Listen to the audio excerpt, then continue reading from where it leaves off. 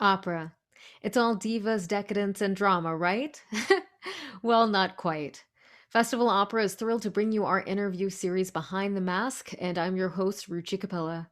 Artists and collaborators share their stories of blood, sweat, tears, and triumphs in navigating performance careers and their unexpected paths to full on love affairs with classical music.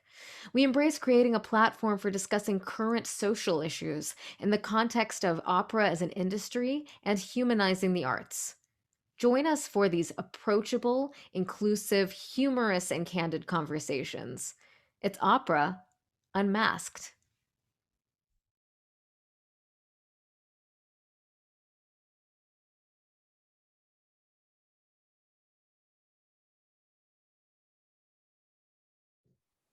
Hi, I'm Ruchi Capella. I'm Director of Social Media for Festival Opera, and thanks for joining us again for Behind the Mask. This is our second episode, and we're sitting here with Shawnette Sulker, a coloratura soprano who's based in the Bay Area. Thanks so much for being here, Shawnette. It's my pleasure. Thank you so much for inviting me. Yeah, I've been so excited to meet you. I'm glad that we got to sit and have lunch recently, and I remember seeing you first in West Bay Opera's 2011 production of Dido and Ace when you were playing opposite Zach, which is such a wonderful production that's burned in my memory. Do you have fond memories of that too? I do. Of course, I loved being able to be in a production with Zach, who's one of my really good friends and colleagues. And the costumes were great. And it was just a really fun production. So, well, thanks for remembering. Yeah, I for productions especially that are so they're really it was just really beautifully done, and I think it was a formative time in my life. I was in my early 20s at that time, which was really a formative time in my voice career as well. So it you left an impression. Shawnette Sulker is also going to be joined by Zachary Gordon as her pianist for our first mixtape episode that's going to be premiering as a streaming recital on Sunday, May 30th. So I hope you check it out. We'll talk a little bit more about the mixtape episode later. But first, Shawnette, I want everyone to get to know you a little bit. How did you first discover your musical talent? Yeah, I kind of went a circuitous route with that. I didn't grow up taking lessons or, being in theater productions or anything like that. I just always loved music. Music was always playing. I was always singing along to the radio. And in high school, I joined a couple of choruses and I started taking guitar lessons through my high school and writing songs. And I was just really I've always been really curious about music. And when it was time to choose somewhere to go for school, I decided to go to a small liberal arts college that had a music department because I really wanted to explore that. And it was through taking voice lessons at that college that I just fell in love and found I really had an affinity for it and some talent in it. So it was just like no stopping after that. Sure. I'm not going to let you sneak by and not talk about the kinds of songs you were writing in high school, though.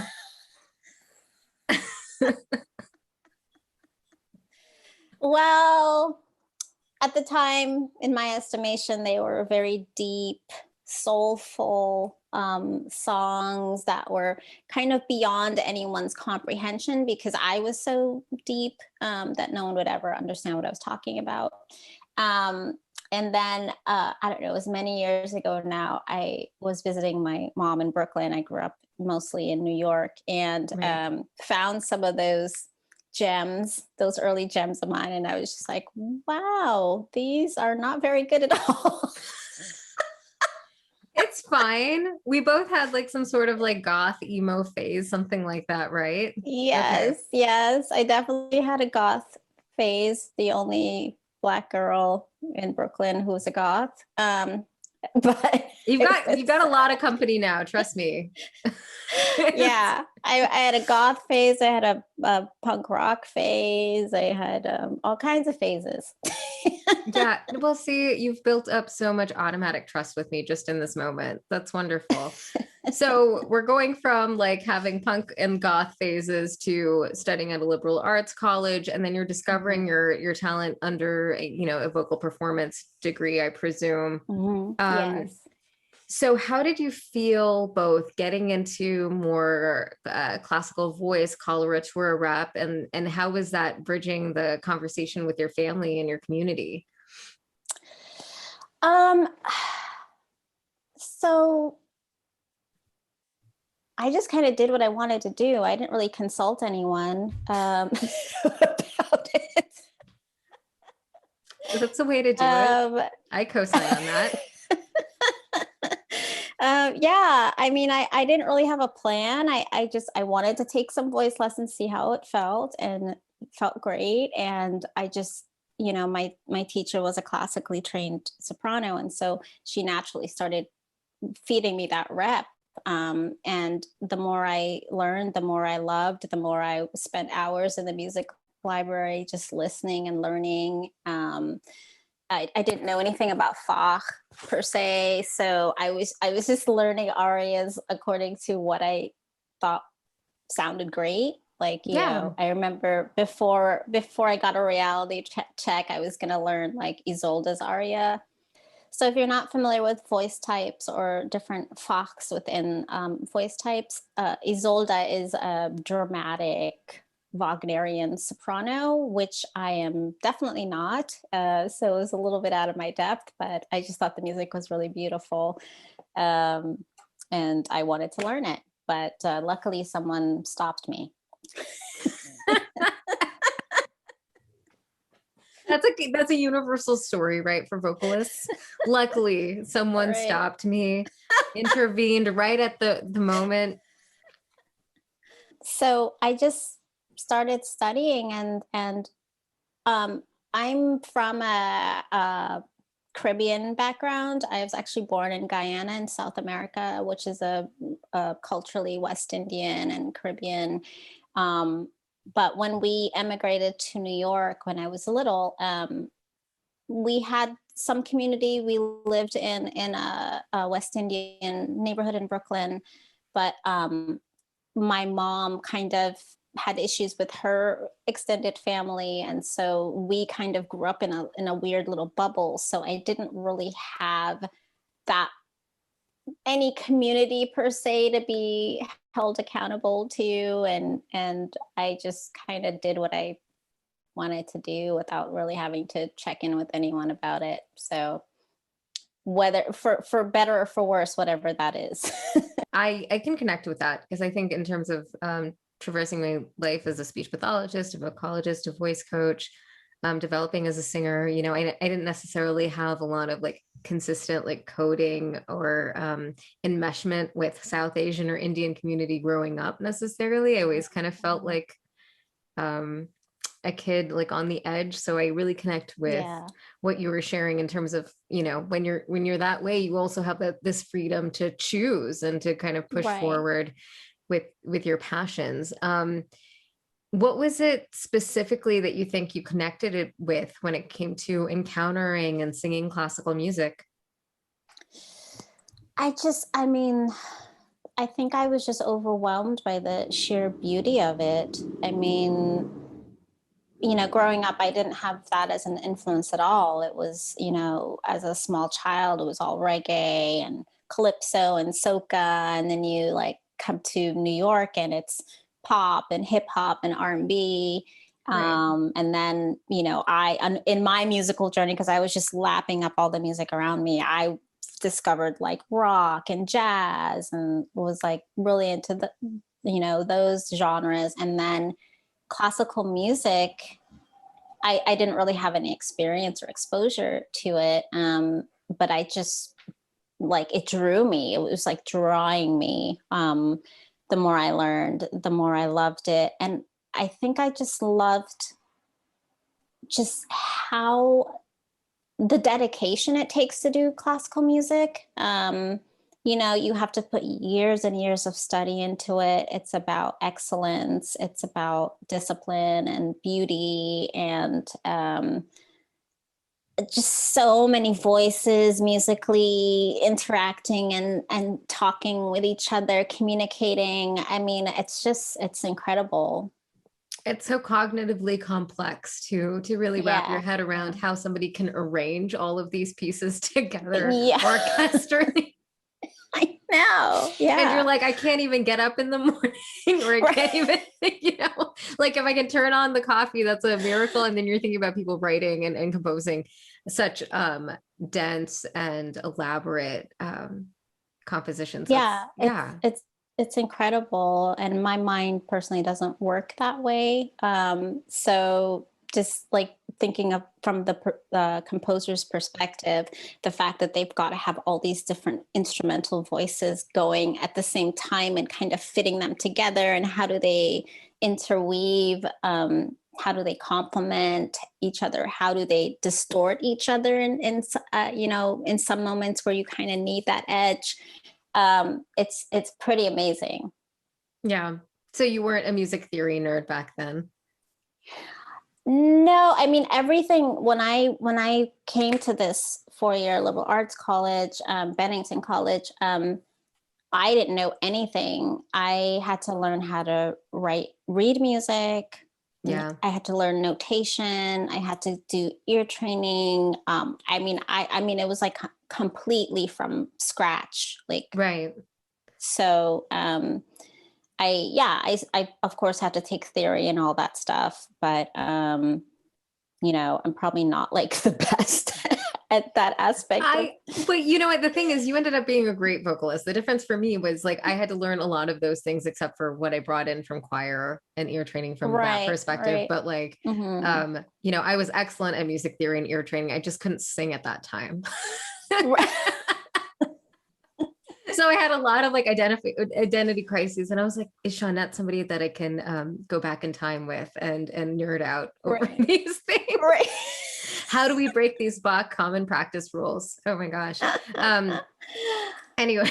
No, but that explains a lot. I think a lot of us, I mean, it was something that came up in my conversation with Zach and has come up for me so many Hmm. times, is that just you respond to the raw power of classical music when it's Hmm.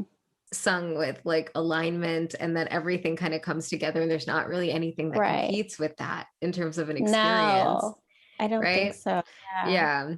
um I cheated. So Zach shared a sneak peek of your mixtape episode that's coming out this Sunday, May Uh-huh. 30th, which everybody needs to check out. And one of the things that hit me the hardest, that was across this like really eclectic program, Hmm. you have so much naturalistic facial expression, as if you were like designed to do these like televised concerts. You know what I mean? Like somehow you just got it just right for that level of intimacy and for the screen. And I was really blown away. And I wanted to see, like, what do you credit how do you credit your experiences growing up in terms of your expressiveness when you're doing operatic Hmm. and concert performance? Yeah, I'm not really sure where that comes from, but I know I should never play poker because you can like read everything on my face.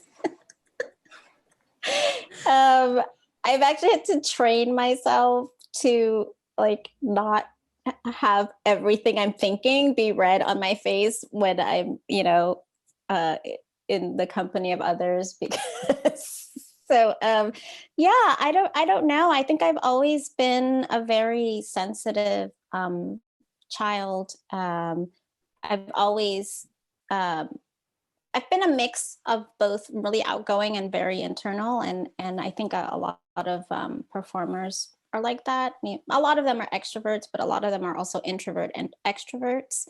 But I actually, I think, had to force myself um, out of kind of ideas of what you should and shouldn't show, ideas of like people, in the West Indian community, there are a lot of ideas around not letting people into your business, you Mm-hmm. know, like in one aspect, it's a very warm, open culture.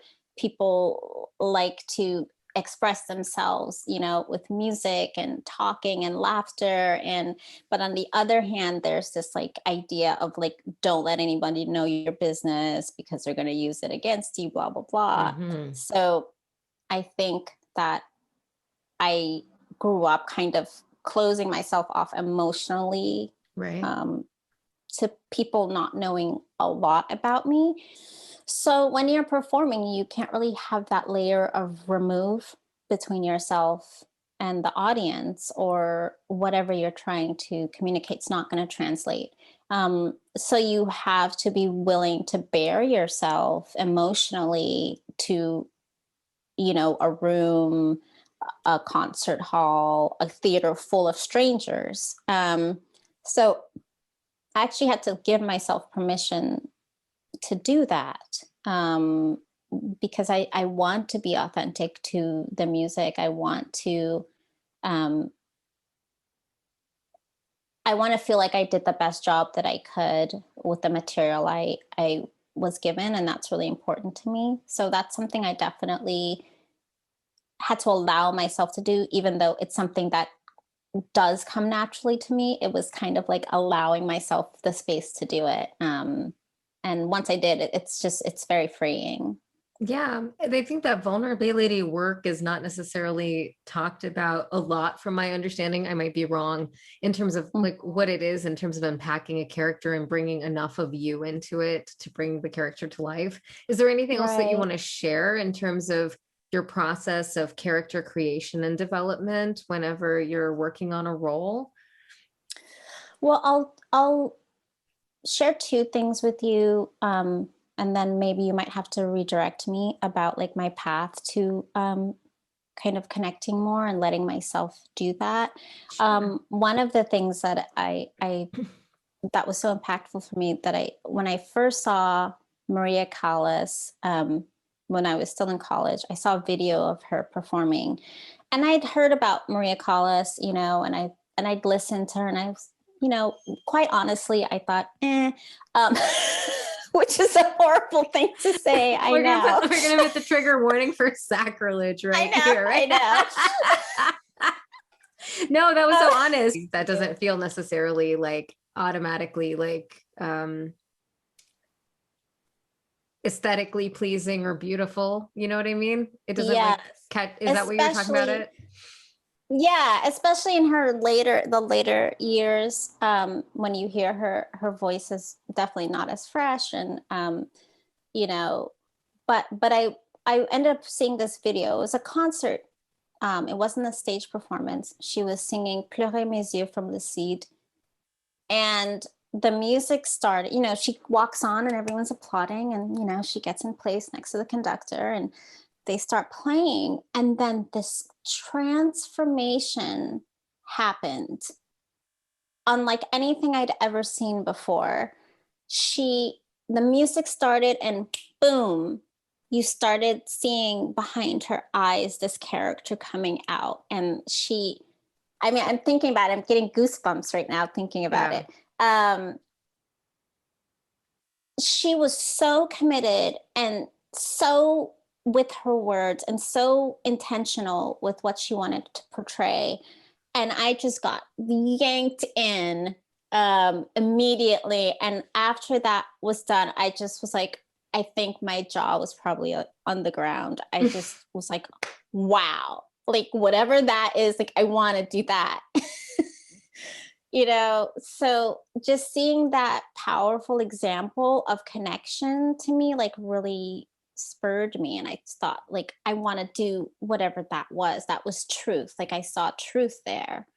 um so I don't remember the other part of your question. That's fine. So you drew some of your inspiration in terms of the importance of character and bringing the character all the way through, you know, maybe in Hmm. this kind of Stanislavski method, this kind of Right. Uta Hagen kind of approach. Right. But I guess what are the practical pieces of you working on a character, if any? Like, is it something that just kind of Right. comes together holistically, or do you do something systematic in your work? I'm a very intuitive person. So that seeing her video spurred me on kind of a journey to make my singing deeper and figuring out how I can do that. And, part of that work is obviously, we sing in different languages as opera singers. And so a big part of that work is knowing what you're saying. And then really connecting with each word. And then the context. If you're singing an aria for a concert or an audition, it's, you're obviously not singing the whole opera. But when is this happening in the opera? What is this character going through at that moment? So you have to know those basic things in the story. And then you have to like kind of feel, the music that's happening that was composed in that aria, in that art song. And like, what is the composer trying to say? What do you feel when you're listening? And I don't necessarily do those things. Like, I'm not writing those things down, but they're all kind of coming to me into my synapses, and I kind of feel them, and then I just kind of go with it. And then usually I'm right. um, Zach it was funny because, I was putting this program together with Zach, and he said, it's called Mixtape. So, let's try and get a bunch of different kind of things, and things you enjoy singing, obviously. And I thought, okay, cool. So I kind of started going through and picking different things. And then, we're thinking about order, like what order to put things in. And then I start seeing these threads between the pieces that I hadn't consciously realized were even there, but they were. And it was just like, oh, wow. I guess, it felt like an accident, but obviously it wasn't. It was like a subconscious thing going on. So, And then the program lines up with a theme or a set of right, themes. What would you say right, are some of the themes exactly. that come up in Mixtape for you? What are I those mean, threads that came together? well, for instance, the first piece I sing is a court file piece called Je ne t'aime pas, I don't love you. And it's this woman. Well, actually, the person is a man singing to a woman, but for whatever reason, this person's been broken up with, and they're still friends with their ex. And the ex is telling them all these personal things about their escapades, and this character keeps saying, that's okay, I mean, I don't love you, you wanted to break up, it's fine. Like, they're putting on this like brave front about, I don't love you, I'm fine. And then the more you listen, the more tortured you see this person is. And they love this person so much, they want them back. And it's just about this like heartbreak and denial and grief that most of us, if you've loved and had your heart broken, know what that's about. And then, it ends like with the scream, like the person screaming, I don't love you, you know. And it's like, obviously that's not true, right? And it just ends in this kind of like wreck. And then the thing I decided to go next to that is Lascia Ch'io Pianga, which is a Handel aria about Mhm. someone who is captive, and people are threatening her sexually, and it starts with her just in this like still place of like, can I take any more, kind of, just let me weep my bitter fate. And that last one ended with in this like complete kind of weeping hysteria. And then you come into this next movement of like weeping, but from a different place. Right. So it just, I don't know. I just loved how it lined up. Anyway, yeah. So that's one little example.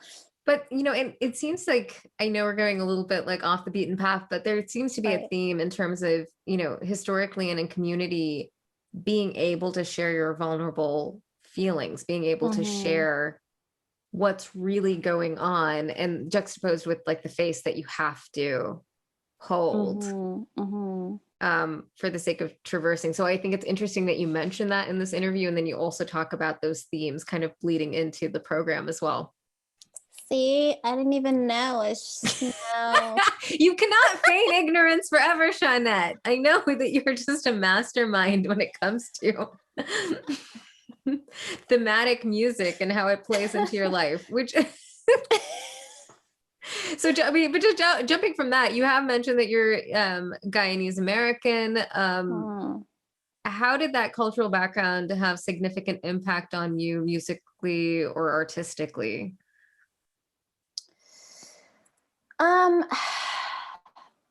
Yeah, that's kind of hard to quantify. Yeah. Because I mean, I regret asking questions about intersectionality, background, all of these things, because I know for myself, there are just so many interwoven things that, like we just said, you know, all of those motifs that come up in the program, you're like, I'm not even tracking them until they come up. And then there's more threads, right? Yeah. I mean, that's really hard to track because you are the sum of all your parts, right? And we're not necessarily sure what part influence what, when, and where. I mean, I guess culturally speaking, music is definitely, I think, important in my culture. So that's definitely something that's always kind of been around me. That's music's always been a safe haven for me. It's seen me through a lot of different times in my life, the good, the bad, the ugly. It's kind of been something that's always been there for me, and I that foundation was built in the house I grew up in. My mom loved music too. I mean, she still loves music. Music was always on. And I think music probably saw her through a lot of things in her life too.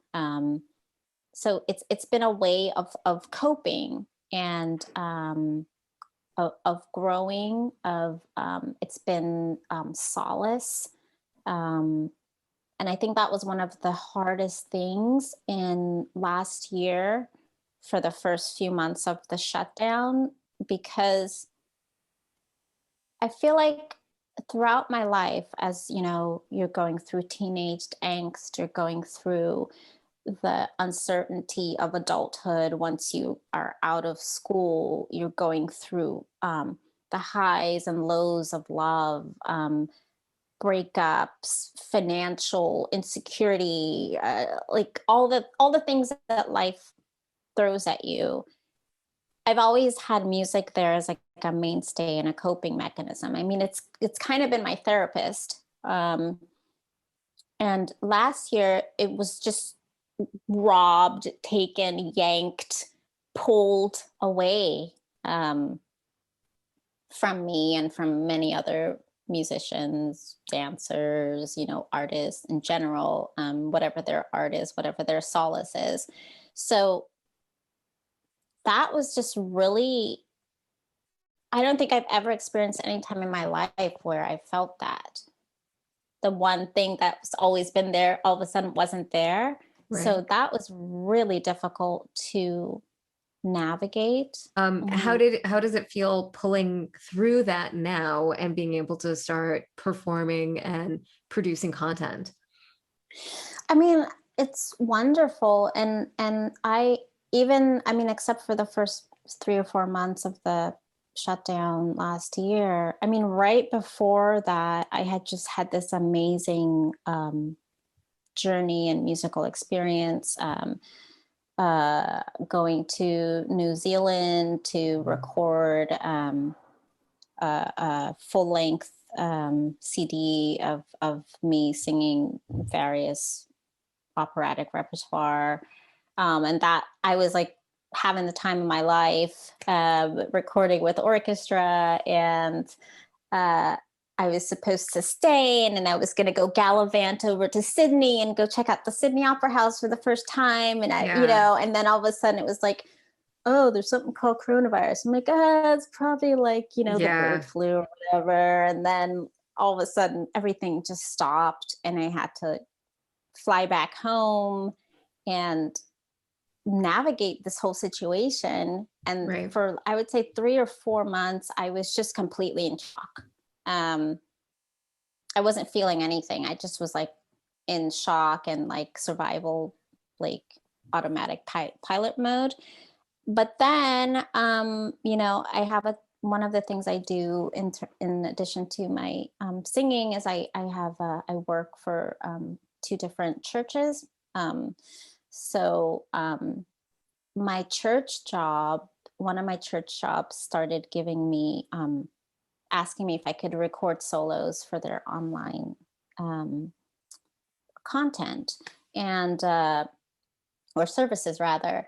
And that was like the first real musical assignment that I had in like 3 or 4 months. And I contacted a pianist friend of mine and said, I know this is like a really weird time. Do you think that we could just go and find someplace safe where we could, you can wear a mask. I bought a singer's mask and we can record. And we ended up, this church ended up letting us use their space. And I was like leagues away from the guy. It's just like, hello. On opposite decks of the ship. I mean, it was pretty funny, but and I'm recording. I think I had to record like 15 solos, and we did it over like 3 different sessions. And it's church music. It's great, but I don't necessarily live for my church solos the way I do for singing Strauss or Mozart or something. Mm-hmm. But I left that first recording session and I felt like I was walking on a cloud. And it wasn't until that moment that I realized, oh my God, like I've been missing this like in the depths of my soul, and not only, was I recording, but I had my friend playing the piano that I love making music with. And I hadn't had that in like 3 or 4 months, and I'd had nothing. I hadn't even been singing. I hadn't even been practicing. I was just so cut off emotionally from what was going on. And the act of having to do this recording for my church job just snapped me out of it. And I just felt such leagues and leagues of gratitude for what I get to do. And the fact that I was, being employed during the pandemic. So after making those recordings, all these opportunities started coming to me for online content. I also, with 2 friends of mine, we put together like a concert that we did that summer outdoors. Another really talented 2 friends of mine, they're singers, and they have like a fire escape, and they were giving concerts from their fire escape, and they invited me to, sing on one of those. So, all of these things started coming, and I had music again and something to look forward to and something to kind of feed my soul. And so I just feel really lucky that I was able to do anything at all, because I know for a lot of artists, there was just nothing or very, very little. Yeah. Yeah. I am glad that you shared that. Especially in your pre-pandemic life, have you experienced people making assumptions in casting or attending your performances regarding your experiences based on how you appear alone? And if so, how do you address Mm. that? I mean, I can't really talk too much about the assumptions in casting because usually that happens in the casting table, and I'm not Right. privy to what their um, rationale or rationalizing is about. Sure. I I definitely have had things said to me like from coaches or voice teachers, um, saying, "Oh, maybe you shouldn't learn this certain rep."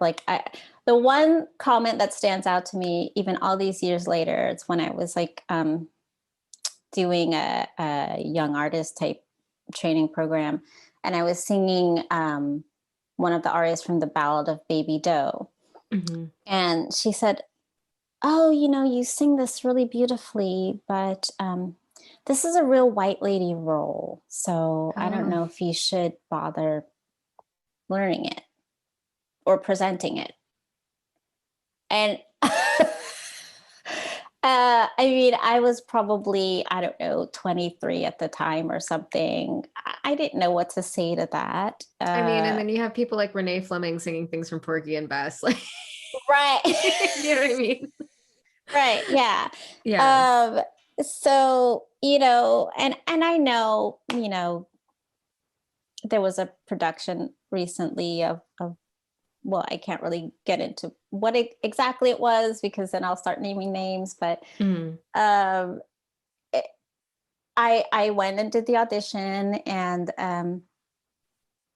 I sang really well, and they were coming up to me and saying that and effusive, and they said they would let me know when the callbacks were, and very excited for me to come back and do it. And I was like, okay, cool. Um, and then I heard from another friend of mine, "Oh, did you hear about the callbacks?" And I thought, "Oh no, I didn't." So because they had gotten an email, so I called or emailed the woman that I had been in touch with, and she said, oh yeah, I'm so sorry. We we uh, we loved everything that you did, but we just decided to go in like a slightly different direction." And I'll say that the material of this work is a very traditional, like kind of white. Uh, the characters are pretty much all white, and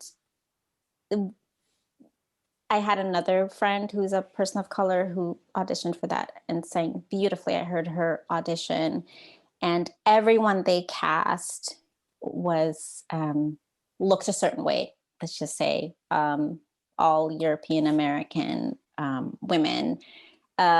So it was just kind of very interesting that the stuff definitely happens. Right. And, I'm sure people will argue and say, well, maybe you weren't as good as you thought you were. And maybe those people I'm sang better than automatically you. Or I'm gonna veto that right now. We're not even gonna entertain that one. Okay.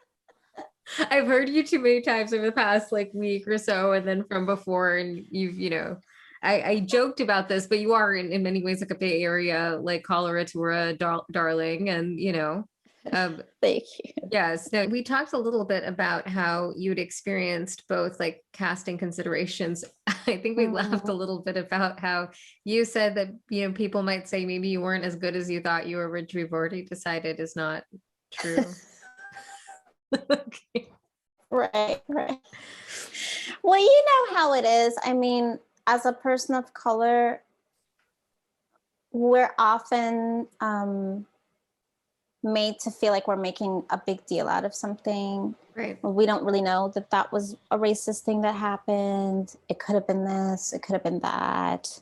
You know, we're taught to second guess our guts Right. when I mean we've lived in our bodies. We know when people are reacting to us other than, you know, reacting to us according to what they're seeing visually and not according to how we are as a person. And the quality of your voice and the quality of your performance.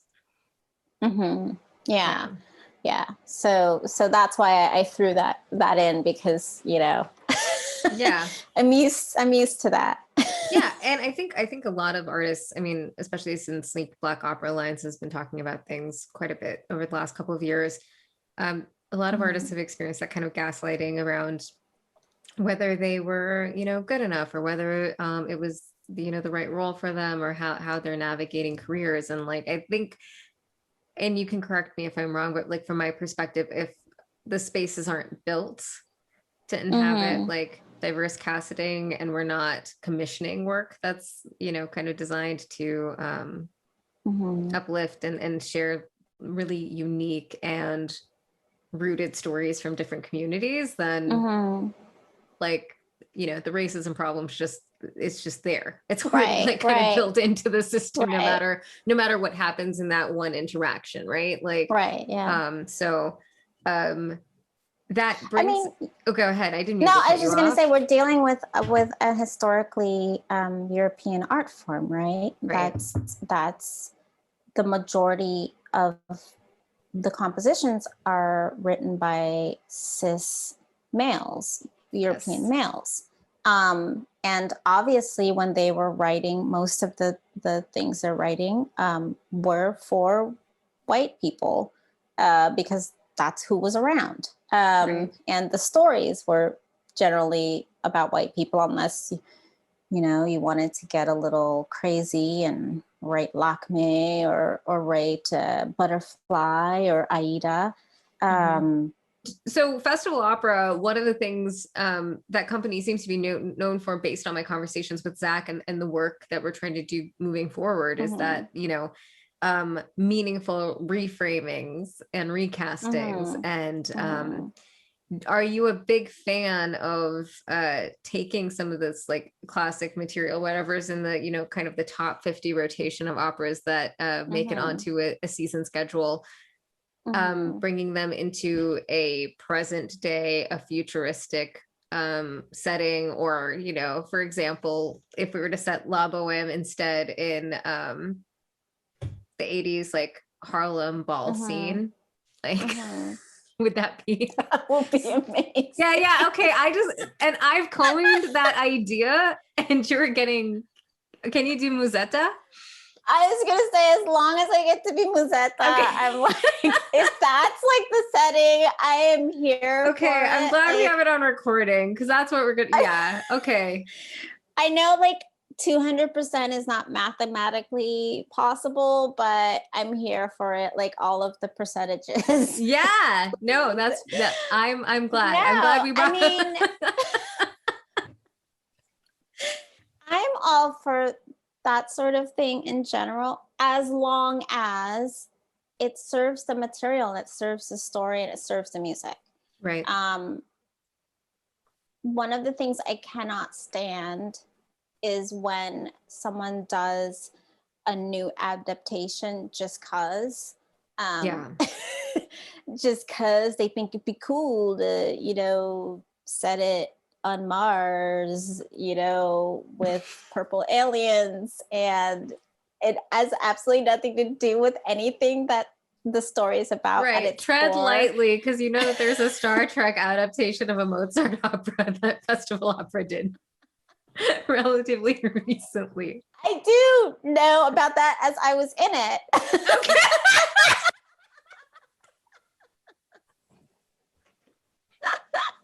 Can you tell us about why that adaptation was meaningful? Because I just keep hearing about it. I kept hearing about it when I was in Susanna.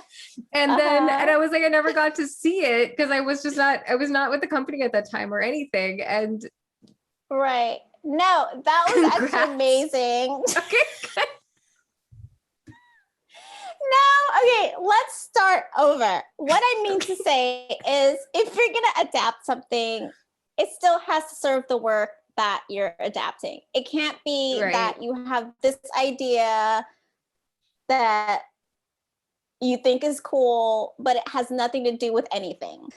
Yeah, so I'm all for innovative and new ideas in opera, in productions, but I don't like it when it's about someone's ego and it doesn't serve the work that you're trying to highlight. When it doesn't, when the music is the last thing, when the story is the last thing, and it's all about, I had this brilliant idea and look how brilliant I am, that drives me up a wall. I can't stand it.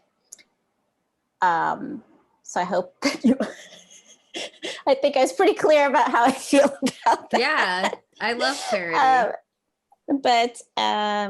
Yeah, so this Abduction from the Seraglio that Festival Opera did was developed by Pacific Opera Project, which is based in LA and run by Josh Shaw. And he had this idea to make Abduction a Star Trek episode.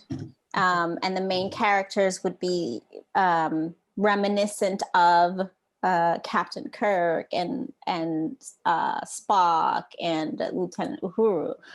And so I was playing Constanza, and her character is reminiscent of Uhuru.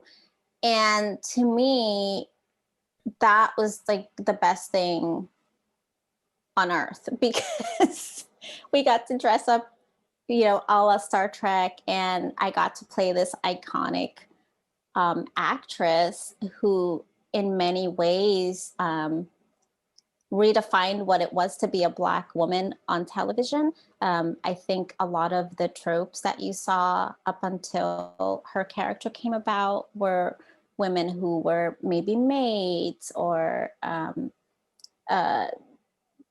of characters that their race had to do everything with what they were doing. And the thing I love about Star Trek is it's super campy and all of that, but you saw like George Takei, you saw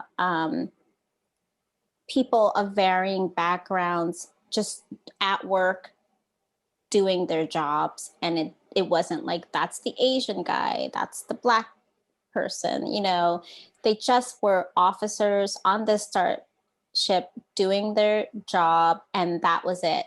No commentary. They were about anything else. And that was kind of revolutionary. And I think it still is.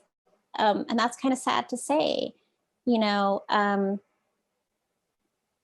Martin Luther King had the dream of being judged by the content of your character, not the color of your skin.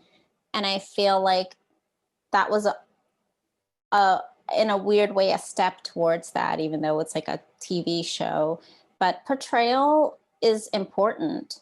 You know, when all you see in movies, in television series is, you know, gang members or drug users, criminals, poor people struggling, and that's what's being broadcast. Like that's what in my case, black being Black or Black culture is all about. And we know that it's so much more. You know, we know that there are instances of those things, but there are plenty of people who are doctors. There are people who are teachers. We run the gamut of the human experience, but you see about 10% of the experience being portrayed in a loop over and over again.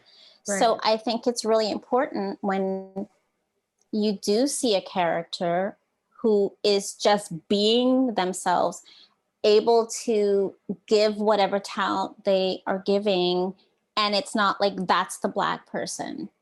And I think that that's something that white Americans and probably white people in Europe don't really have to think about. They don't have to think about,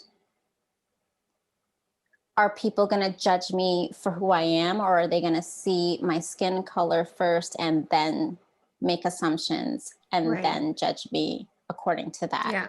They're allowed to be intersectional, nuanced, varied characters, whereas for us, to differing levels, there's a Black or a brown overlay of like, yes.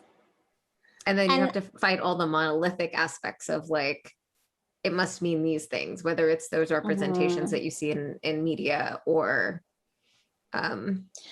yeah. And, you know, I am so thankful, actually. I mean, I'm a naturalized American citizen, but because I was born in Guyana, where everyone is either of African descent or of Indian descent or of Chinese descent, or they're the native population of the continent there. So everyone I saw around me was Black or brown or Asian, like East Asian growing up. And I had that foundation so that I never felt like minor. I wasn't the minority. I just was who I am.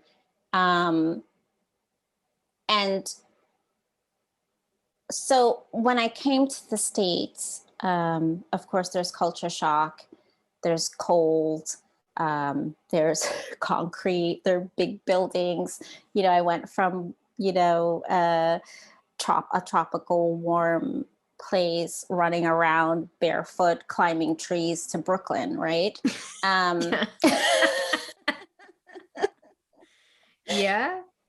Yeah. So, you know, that was different. But I never questioned my skin until I moved to this country. Yeah. Until I got older and I learned about, like, you know, the Black Power movement and Black is beautiful and all these things. And I quite honestly was really confused because I thought, well, why do we need to affirm that? I mean, aren't we just are, right? Like, I just am who I am. Yeah. I really didn't get it. I mean, but it also makes sense. I mean, I think there's some commonalities when, you know, people have a different diasporic like experience, if that's the word, right? Yeah. So if you were surrounded by a community that really mirrored you and you could see the gamut of what people in that community could do in Guyana, that's a completely different thing than what happens here, you know? Right. I mean, and obviously the Black people from Guyana were traded as slaves, but the difference is the makeup of that country is all Black and brown people. Right. And here, you know, it's ruled by European Americans. And so someone born on this soil has always felt minor, and that sense of otherness and that sense of like not belonging, even though this is our country. Yeah. This is the country that was built by slaves. But you don't have the luxury of just being a human being first. Your skin color and then everything else. So I didn't actually understand that until I was probably a teenager, because who I am was just so in me, and what I had seen as a young child all around me was me being mirrored in different ways. But so I'm so thankful that I had that foundation, because I feel like it's really hard to get to here if you're born in this soil, and if that's all you've ever known. Right. Yeah. So. Thank you so much for sharing that, because I think it gives a lot of background and history to how you move through this career and how you move through your life holistically. And also talks about how we need a Star Trek and opera, which I never knew I'd be able to say that phrase. Like it makes a lot of sense in terms of just, building representation meaningfully. And that's hard. Mhm. That's hard when Yeah. when classical music, Western classical music has been dominated the way that it is. And so, and you don't Mhm. want to like fetishize individual communities, but Right. we could go on that train for a long time, you and I. The We could Siberian keep Express. going.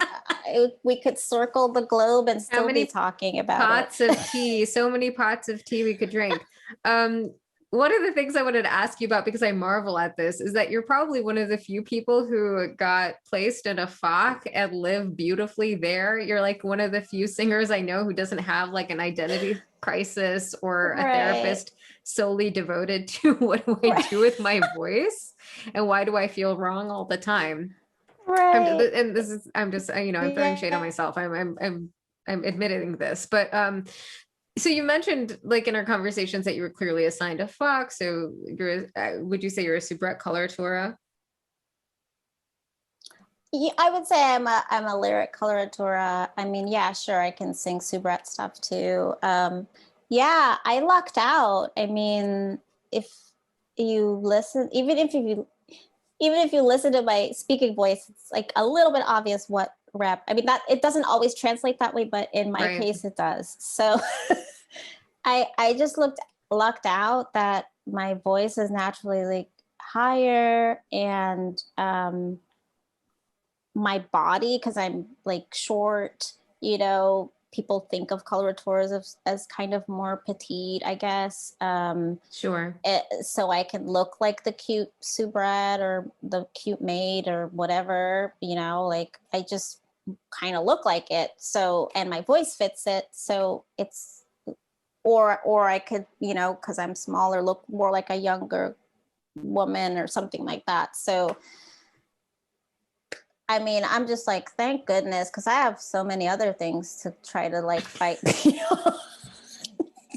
So I'll take Yeah. it, because I Yeah. have seen that struggle with my friends and colleagues, who don't fit someone's idea of what their voice should be, or they've been trying to put themselves into a box to fit what they think they need to be. Um, and that's really hard. It's really soul crushing. I remember listening to this woman who had a beautiful coloratura voice, but she was really tall and like just a bigger person, and no one would hire her to sing that repertoire. And so she tried singing like heavier lyric stuff that just wasn't her voice. And I it still pisses me off to this day, Right. because there's no reason why she shouldn't be singing what her voice naturally wants to do. Absolutely. Because she doesn't fit someone's idea of what a coloratura is supposed to be. um another friend had the opposite thing happen, where she was like pigeonholed into light mezzo rep, and she's really a dramatic soprano, but she's Yeah. small and she doesn't look like a dramatic soprano, and people didn't want to cast her that way. And so she had, and both of those people don't sing as much as they you know did. And one person has like given up the career entirely, Mm. because they just didn't want to deal with it, and they found something else that they love doing, which is wonderful. But I just think, like, what did we all miss out on? Right. When you there are plenty of opera singers out there, with varying talents. And these two people, in my mind, had extraordinary talent, like even better than the average. And, you know, Right. it's like, what did we miss out on? Well, we're still so heteronormative in terms of casting, you know, and it's so hard for people to Mm-hmm. cast based off of just what the voice does and to Yeah. think creatively and inventively about what things can look like. Yeah. I don't Yeah. see why there Yeah. shouldn't be tall coloraturas or tall I don't see. soubrettes. I mean, I was like, I'm Yeah. just gonna say, like, the tenors are going to feel threatened in some way, no matter what happens, right? I mean, Mm-hmm. if you Mm-hmm. add a foot on somebody, that's okay. Right. Let's hope Yeah. Zach cuts Well, that out. it's funny because I was cast in something uh, in another state, and I had a conversation like this with the woman casting, because we were talking about, in this case, we were talking about Don Giovanni, and we're Okay. talking about casting Donna Anna, Donna Elvira, Terlina. And she goes, well, I mean, if I casted the Donna Anna with this sort of voice type, then I couldn't, you know, cast her with this one. And if I casted this particular woman, then she would be taller than the tenor, and we can't have that. And I'm just like, well, why couldn't we? You know, why Yeah. couldn't we have that? You know, but I didn't feel like I could really honestly debate her about it. Right. Because, you know, I was a singer that she'd hired and I was under her employment. We just happened to kind of get into this subject. Right. But it's like, why can't we have the tenor be shorter? Honestly, we'll have to get used to it. I mean, if you want, Yeah, if you want to truly cast vocally, and honestly, I mean, like if well, that's everybody, the thing, is this woman she's talking about, she said she thought was a better singer, but she I'm wasn't like, going to cast her because she was taller than the tenor they were sure, going to but like hire. Boris and Natasha exist. Roger Right. Rabbit and Jessica Rabbit exist. It's not like it's unknown. It's not like it never happens. It I happens quite a know, bit. it's just, but that's the kind of like thing you come up against Right. with people casting. They have these set ideas, and I've always thought, you know, how in for orchestra auditions, they have blind auditions. You know, the person's behind a, you know, sectioned off thing, and the audition panel's listening, and they listen to like whoever sounds the best. That's who they want to see for the next round. Right. And I've always thought, why can't we do that with opera? Like, why can't we have the first round be blind, and then you can like, I don't think it's possible to like to cast completely just on sound, because you want to see, like, can this person act, can they move around the stage, you know, how are they physically, like, you know, I personally would want to see that. So but let's hear the voice, because in opera we have that term prima la voce, right? The voice first. But is that really true? Or is it true anymore? Was it ever true? Mm-hmm. But I think it would be really interesting if the first round of an audition, if you're going to have callbacks, was just, let's hear the voice, let's hear the expressivity, let's hear the technique. And then the next round, we see the person and we get to see like how they move, how do they emote, how can they act, are they connected with the text? But you should be able to hear all of that if you really know what you're listening to. That's true. But and honestly, I don't know if it's been the same way for you, but being in the audience, whenever I felt underwhelmed by a performance, it's never been because of what I saw visually. It's always been based on what happened vocally. That's what leaves the imprint for me. And I think that's what ideally like leaves the imprint for the majority of opera audience members. Right. But. Yeah.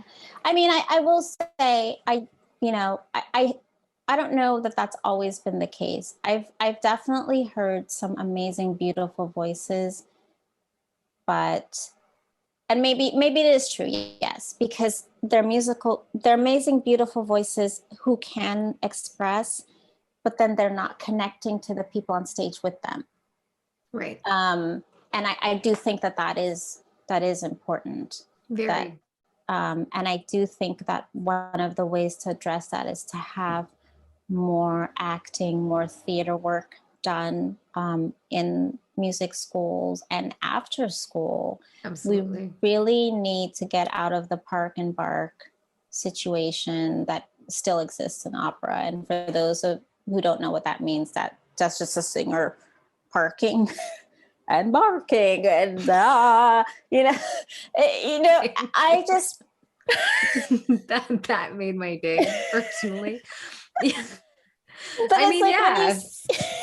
you I don't know why they don't implement scene work early. I don't know why they don't implement things yeah like related to Feldenkrais or Alexander technique, because you have to yeah be able yeah to sing, breathe, and support the voice in a multitude of positions, to bring the scene alive, right? Even if you're not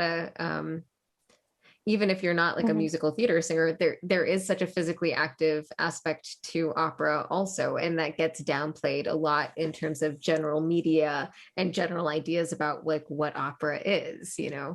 I totally agree. I totally agree. And to me, that's what I love about opera is you have you have beautiful music and you have a beautiful story.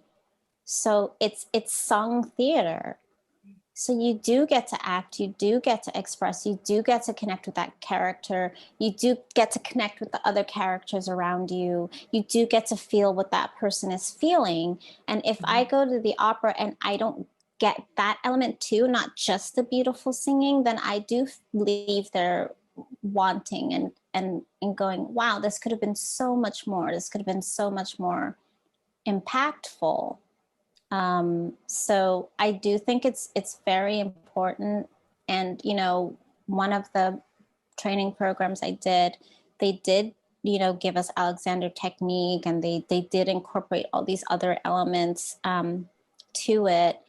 But yeah, I think that really needs to be something going forward if we want opera to stay alive and to be relevant and to be vibrant, in addition to telling stories that embrace all of our culture. We need to have actors. We need the singing, acting element to be there so that people can really connect even more. Yeah, absolutely. Shauna, you were talking to me a little bit about how the thing that you find most important for singers that you work with and the singers that you admire is a sense of commitment to their Mm. work. Is there anything else you want to add to that? Does that also go for conductors or composers you may work with? Yeah, I mean, the only thing I would add is like the ability to play, right? Because if I'm, for instance, in a production and I'm doing the same opera 4, 5, 6 times, I don't want to go on stage and do the exact same thing I did the time before, because uh, usually I'm so in the moment and things come to me and I try different things. And it's important to have people on stage with you who are able to catch that ball if you throw that to them, Right. that can kind of, that improvisational aspect is super important to me. Um, yeah, and I would say working with the conductors I enjoy working with the most are the ones that are the most innately musical, and they want to have that dialogue with you. They want to actually collaborate. Yes. And then you feel like you're building something together. And I just cherish that so much. Yeah, I completely understand that, and that seems to echo my conversation with Zach in episode 1 as well. That piece of truly feeling like you're on the same level, having conversations and being able to build something from the ground up Mm-hmm, seems to be like mm-hmm. a universal want and need Yeah. Yeah. I called you a fellow nerd recently. just off of kinesthetic or whatever, or like Right. or just off of intuitive sense. But are there any talents or pastimes that you have that people who don't know you would be surprised to learn about? If we're gonna go the nerd route, then I like fantasy books Oh, and yay. and fantasy movies and stuff like that. When I was in New Zealand earlier or last year, the first thing I did was, well, land, go to the hotel. Next day, I went to Hobbiton. I Yay. flew into a completely different city than where I was supposed to be because I was like, there's no way I'm missing the Shire. Yeah, you can't.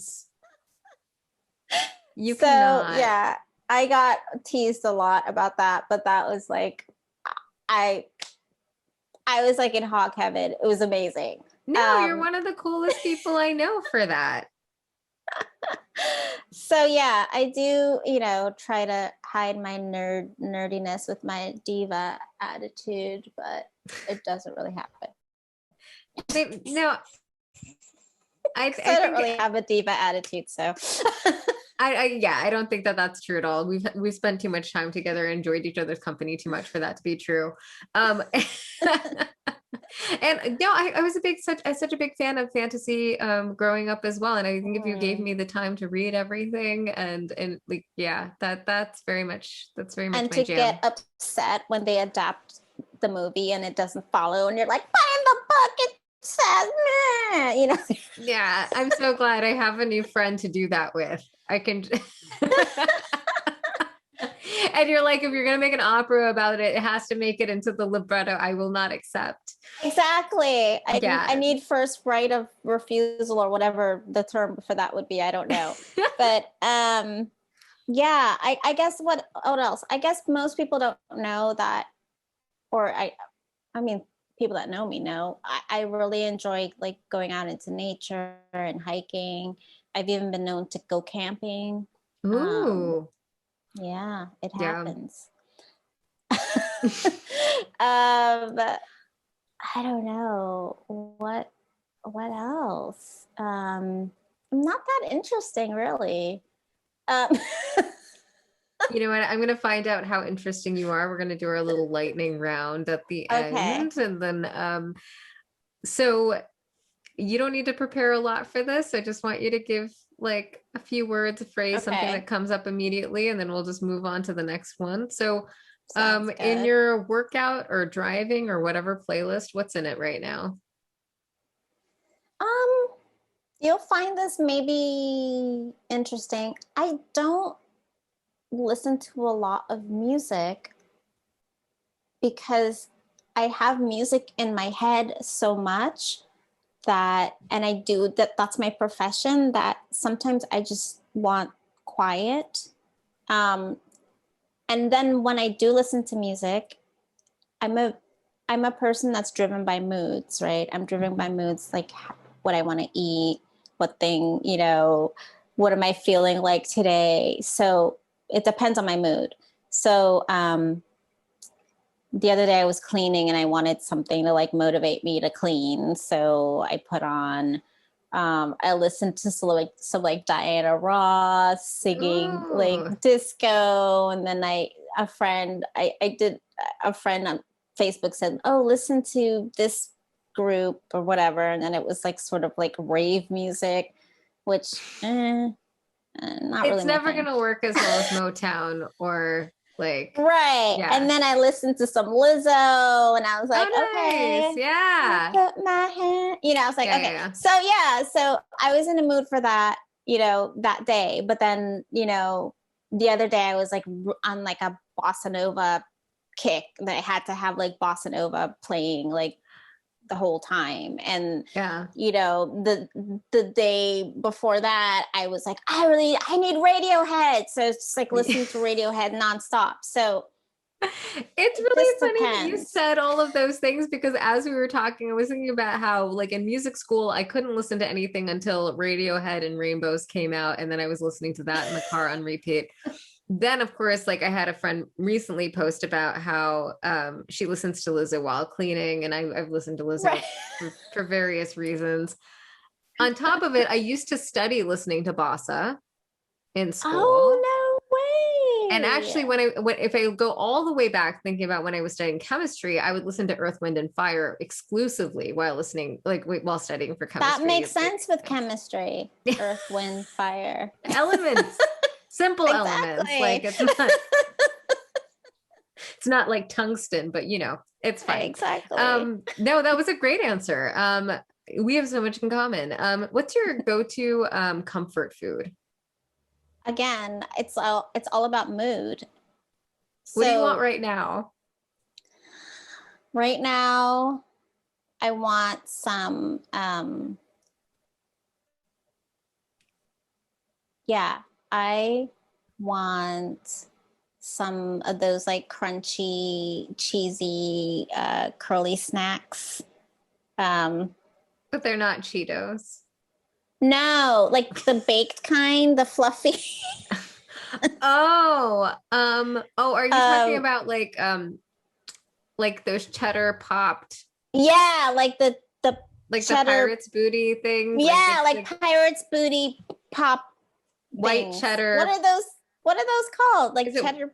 It's like a white cheddar like popcorn thing. Right.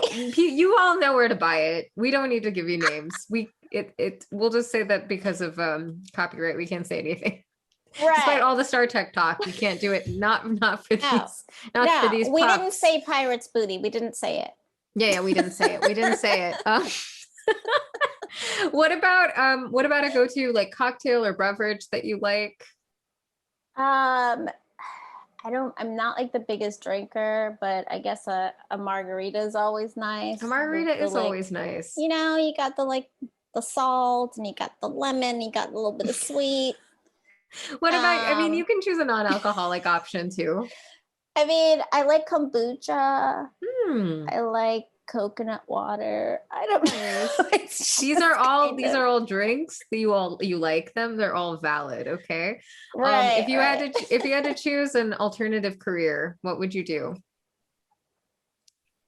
I've always, I think I might have been like a writer, like a fiction writer. I could see that. Fantasy Yeah, novels? fantasy and fiction. Yeah, Yeah. I think so. Although maybe more fiction than fantasy. I feel like my imagination isn't big enough for fiction. um, but yeah, No. I mean, I was such an avid reader as a kid, and just piles and piles of books. Like I'd go to the library, and my book bag, I'd be heavy laden, like this little kid with like this huge book bag full of books, checking out as many as possible, and then I'd just like read them through the week, and then go back and get more. So I really, literature and reading has always been really important to me. So I feel Sure. like it might have been something I'd like to try.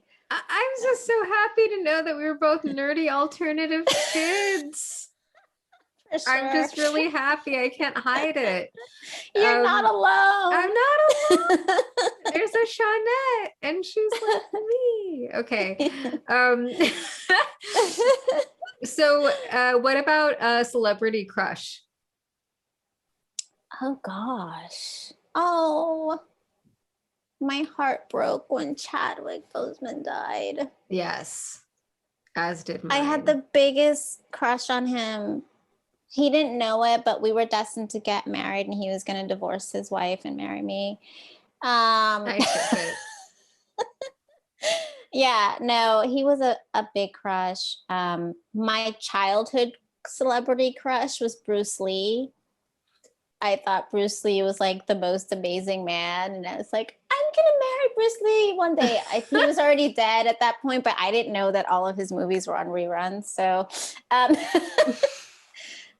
I I also Idris Elba. Oh, he's Idris Elba always makes the list. and Ewan McGregor. Yeah. Yeah. I don't think you want white cheddar puffs anymore. I think we misappropriated your like what your craving is right now, and that's totally fine. If we were I just want a healthy snack. That's all. You chose 3 or 4. I mean, who cares about? You don't need to worry about portion control. It's totally fine. Oh, I don't think so. I don't think so. What about a dream role or favorite role for you? I would say a favorite role is definitely Queen of the Night. She's amazing. She's so angry. I love it. But she's wrong. She's wronged by the patriarchy, and I get it. So but you also like that she's not on stage that often. I do like that. Let's be real. You got your cheese puffs backstage, and like yes, it's like the perfect role, right? Mozart writes like 2 of the most amazing, fabulous arias ever to have been written.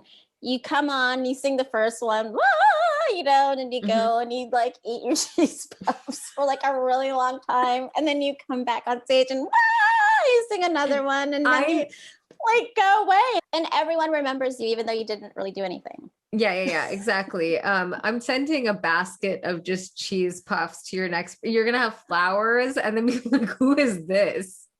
Who is Ruchi? What happened?" No, you won't even have to sign the card. I'll be like, "This is from Ruchi." I will just be like, "Your great love for podcast interviewing." Funny that you say that, but because my friend went to Costco and bought like a ginormous bag of the brand that shall not be named. Showed up to my door like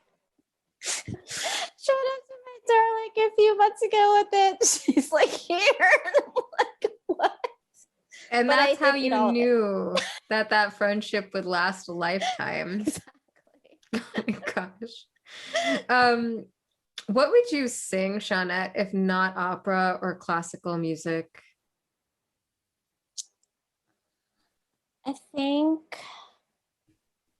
I would probably try to be PJ Harvey or something and be like some badass rock chick singer writing like cool music, with a gravelly voice, which I don't naturally have, but you just want to pretend that you've been smoking a pack a day for 20 years.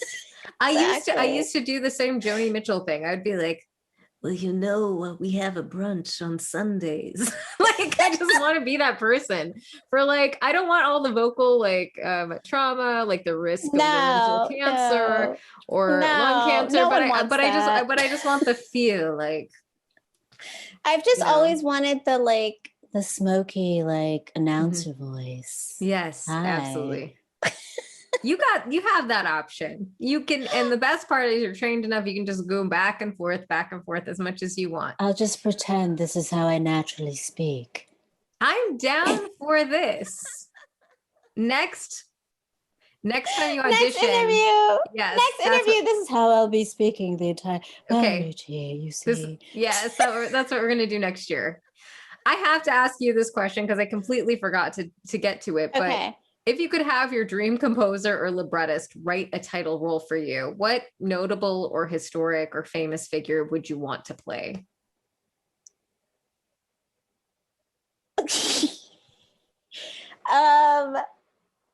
Could I be Whitney Houston, please? Yes. I think you can.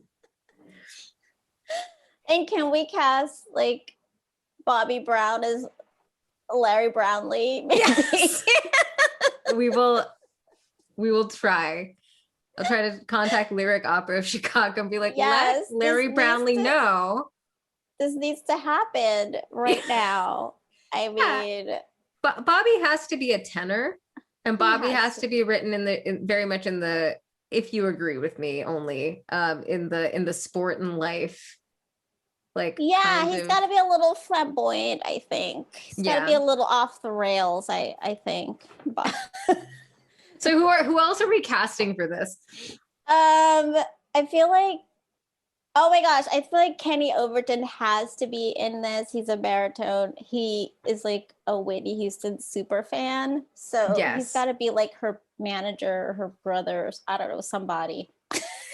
We'll He's gotta talk to be in some it. people. We're going to get this together. You had mentioned some composers when we were talking about this earlier who you think would write this. I don't know. I mean, I was thinking, well, it'd be nice if it was a person of color. So maybe Kamala Sankaram could do it, or Carlos Simon. They're both like amazing composers, up and coming. And Right. Carlos, actually, I think he had one of his symphonies. Was it at Washington? Debuted or something crazy at the Kennedy Center. I don't know. I might be wrong, but look it up. Yeah. No, you're all good. You know what? Oh my God. I had such a great time with you, Shawnette. Like, it's been such an honor to get to know you and get a sense of how fun you are. Like, you bring so much into your performance work, not just commitment, but just like flavor, experience. It all comes on the stage. All of you have to check out Mixtape. It's coming out May 30th to stream, and stay tuned on festivalopera.org for details. You can follow us at Festival Opera on Instagram and on Facebook as well. Shawnette, is there anywhere else that you want people to follow you? Yeah, when I get my social media game going, then you can follow me on things. We will promote everything that Shawnette does on social media. Don't even worry about it. We'll make sure Shawnette's all caught up. Thank you so much for sitting with me. I hope we get to talk soon. I hope you get to start, like, try out your lounge singer voice with me, in 6 months or a year. And Yeah, we're gonna do that. It's gonna be the next perfect. thing. That's great. Thank you so much. It was very enjoyable, and thanks for putting up with my silliness. And Oh no. yeah, We were fun. right. We were right on the same wavelength. Thanks for being here. Yeah. All right. All right.